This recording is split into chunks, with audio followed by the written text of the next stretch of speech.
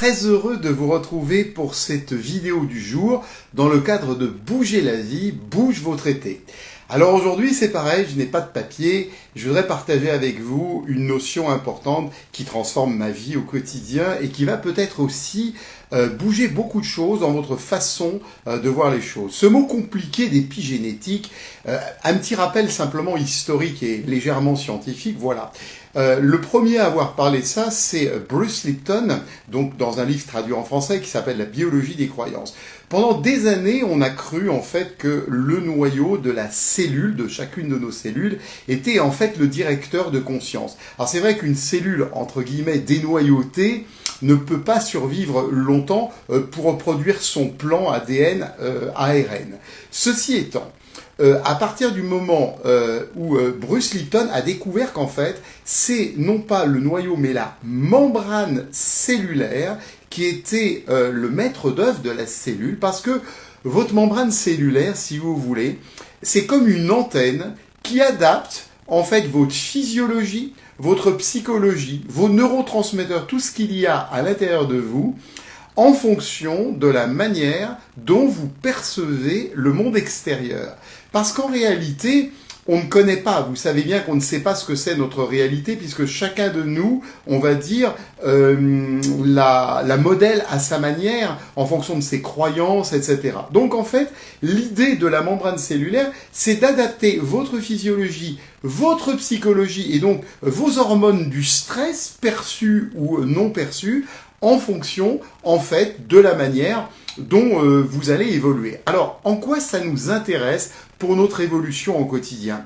En fait, quand vous pratiquez, hier je vous parlais un petit peu de vivre le moment présent, quand vous pratiquez de la méditation, de la relaxation, que vous allez vous aérer dans la nature, tout ce que vous faites pour progresser, pour avancer, pour vous remettre en question, si vous voulez en quelque sorte, ça agit en permanence sur votre épigénétique.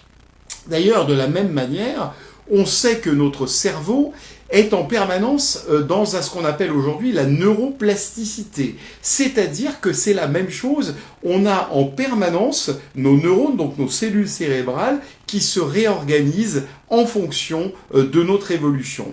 Donc tout reste complètement ouvert et aujourd'hui vous avez les conditionnements qui vous ont été transmis de manière héréditaire par votre famille. Donc on ne peut pas modifier, si vous voulez, nos gènes, mais l'épigénétique montre et démontre aujourd'hui avec certitude que l'on peut modifier l'expression de nos gènes.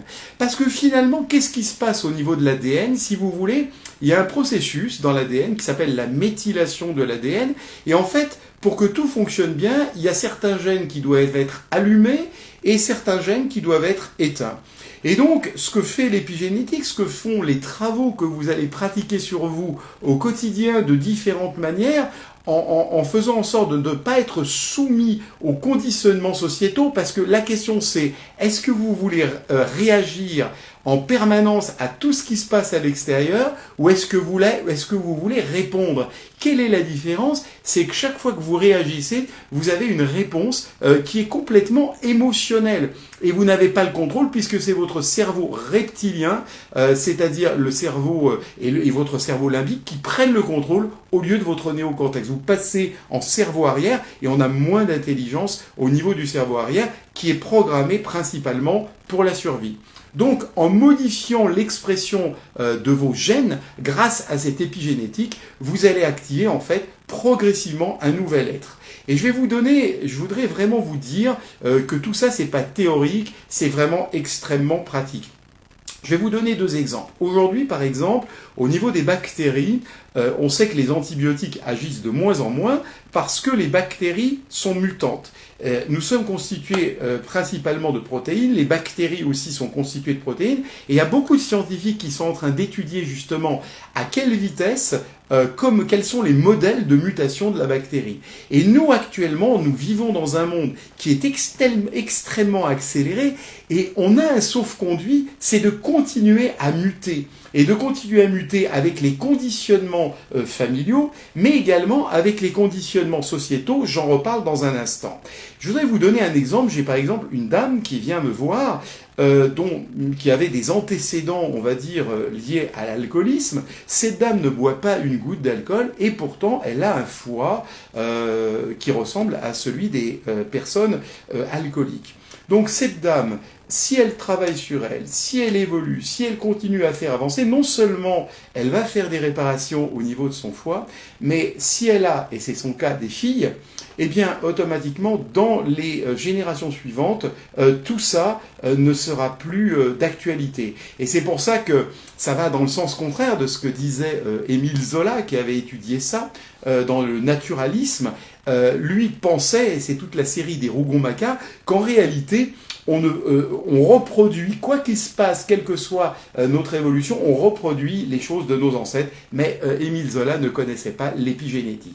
Je voudrais vous dire, mes chers amis, en concluant quand même tout ça, en vous faisant prendre conscience que vous avez votre avenir dans vos mains, voilà, toute la journée, on subit également des conditionnements sociétaux. Et en fait, les conditionnements sociétaux, ça s'appelle des mèmes. M-E, accent grave, M-E. Vous pourrez regarder sur Internet après cette vidéo. Donc, la question c'est, est-ce que vous vous ouvrez en permanence au flux continu d'actualité, puisqu'on est soumis au flux de l'actualité, au flux des capitaux, au flux des migrants. Quand je dis ça, c'est qu'en fait, on vit dans un monde de flux d'informations. Donc la question c'est, est-ce que vous subissez ces flux d'informations, pas seulement les nouvelles, mais bien d'autres choses, ou bien est-ce que vous prenez du recul, est-ce que vous mettez tout en œuvre pour pouvoir régulièrement rentrer à l'intérieur de vous, c'est un peu la suite de ce que je vous expliquais hier, pour prendre le recul nécessaire.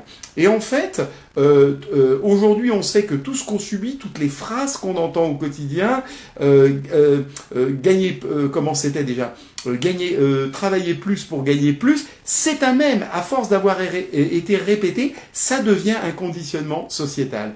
Donc, votre mission, si vous l'acceptez, ça consiste vous-même à modifier votre épigénétique au quotidien à titre individuel, à titre héréditaire, à titre familial, mais également à faire en sorte au quotidien de ne pas vous faire embringuer dans ces conditionnements sociétaux. J'en vois d'autres, par exemple dans les entreprises, où dans le temps, une personne arrivait dans une entreprise, elle était aidée, elle était formée, elle était parrainée, y avait même du compagnonnage dans le monde de l'artisanat. Il y a encore du compagnonnage, par exemple, dans le monde de la boulangerie. Aujourd'hui, une personne rentre dans une entreprise et elle doit se débrouiller pour rester polie et correcte dans cette vidéo.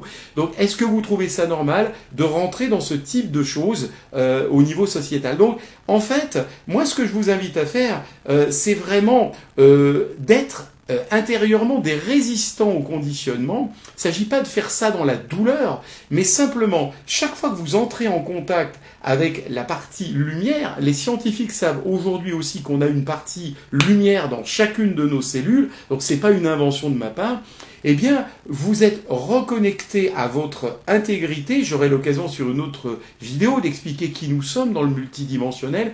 Et à ce moment-là, vous êtes de moins en moins soumis, j'allais dire, aux conditionnements sociétaux et aux conditionnements individuels. Et vous pouvez ainsi modifier votre épigénétique. Donc voilà, tout ce qu'on peut faire au quotidien pour rentrer à l'intérieur de nous, ça va dans ce sens.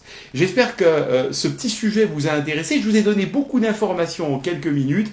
Je voudrais vraiment que ces informations, ça passe pas seulement la barrière de votre mental, que ça s'intègre également. Mon enthousiasme, c'est aussi pour que ça s'intègre au niveau de votre cœur. Théos, en grec, c'est Dieu, et l'enthousiasme, c'est une motivation qui vient de votre intérieur, qui n'est pas venue par l'extérieur. Donc, il faut que ça s'intègre dans votre mental, il faut que ça s'intègre dans votre cœur, et puis également au niveau de vos ressentis, sensations dont on est tellement coupé dans le monde actuel. Je vous souhaite un très très bon week-end, et même demain, dimanche, j'aurai le plaisir de vous retrouver pour un direct. Et en attendant, portez-vous bien et surtout pratiquez ce que je vous dis, que ça ne laisse pas simplement lettre morte comme des tas de choses qu'on entend toute la journée, mais que vous puissiez vraiment appliquer tout ce que je vous dis au quotidien et puis que ça puisse s'imprégner au plus profond de vos cellules dans le bon sens du terme. Je vous dis à très vite, au revoir.